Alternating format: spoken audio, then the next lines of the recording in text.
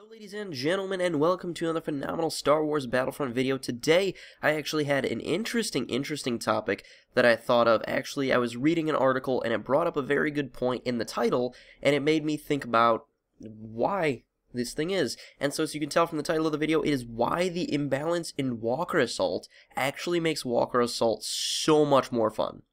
So, we all know from playing the Battlefront beta that Walker Assault is really hard as the Rebels. Most of the time the Rebels don't win in Walker Assault because there is a pretty big imbalance here. If you're playing as the Empire, you're kind of just sitting back waiting for the Rebels to come and picking the Rebels off as they try to take the uplink stations and have very little success. However, if you're playing as the Rebels, it's this uphill battle where you're trying to take down the AT-ATs the entire time, you're trying to get to these uplink stations tirelessly, and sometimes it can feel completely overwhelming. Now, why is that a good thing, that you feel completely overwhelmed as the Rebels, you feel like you can't win?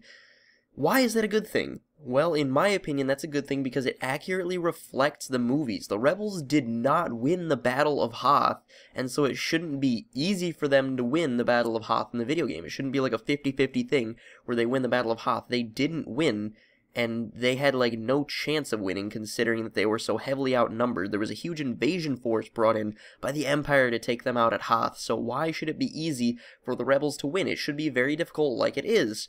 Plus, when you do win as the Rebels, it feels so much better when you win as the Rebels, because it's so hard to win as the Rebels. When you finally take down that second AT-AT, and you realize, yes, we won, we did it, we actually brought down the AT-AT, that is such a sweet feeling, as compared to the crushing feeling. Well, it's not really a crushing feeling when you lose every time, because you almost expect to lose every time as the Rebels, so when you win, it's just that much sweeter.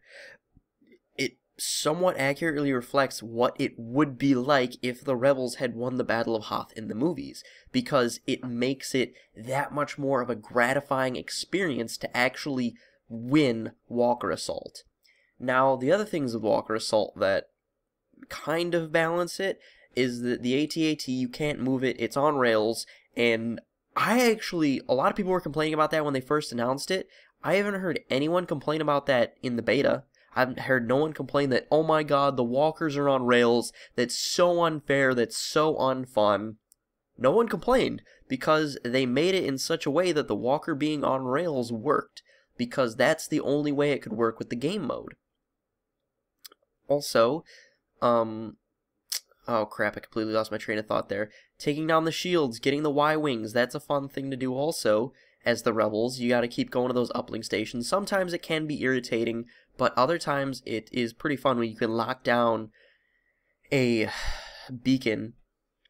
What else? I'm trying to think of what else I wanted to point out here. I know there was something else. But the balancing issue really isn't as big as a lot of people are pointing it out to be. Well, it is a big issue, but it's an issue that makes the game more fun in the long run. Because if they were to make it just so much easier, we wouldn't enjoy Walker Assault as much. Let's be honest. If you won half of your games as the Rebels, it wouldn't be as gratifying every time that you win as the Rebels. It wouldn't feel like this monumentous victory like it really is when you do defeat the Empire in Walker Assault.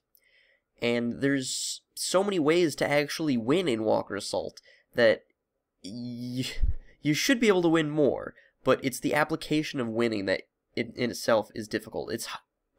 It's difficult to get 20 people on the same page because there's also no in-game voice chat. That was another feature that I noticed was missing. There was no in-game voice chat, so that did make teamwork a little bit more difficult, in my own personal opinion, because you can't communicate with your team. You can't say, hey guys, we need to all hop on this one. You need to kind of communicate with your gameplay, and that made it even more difficult. So I think if they were to add somewhat of an in-game voice chat, that might make Walker Assault a little bit easier as the Rebels. However, I don't think they need to make Walker Assault in itself easier as the Rebels. They don't need to make the uplinks go fast. Maybe if the uplinks went a little faster, but they don't need to make the AT-ATs have less health or anything like that.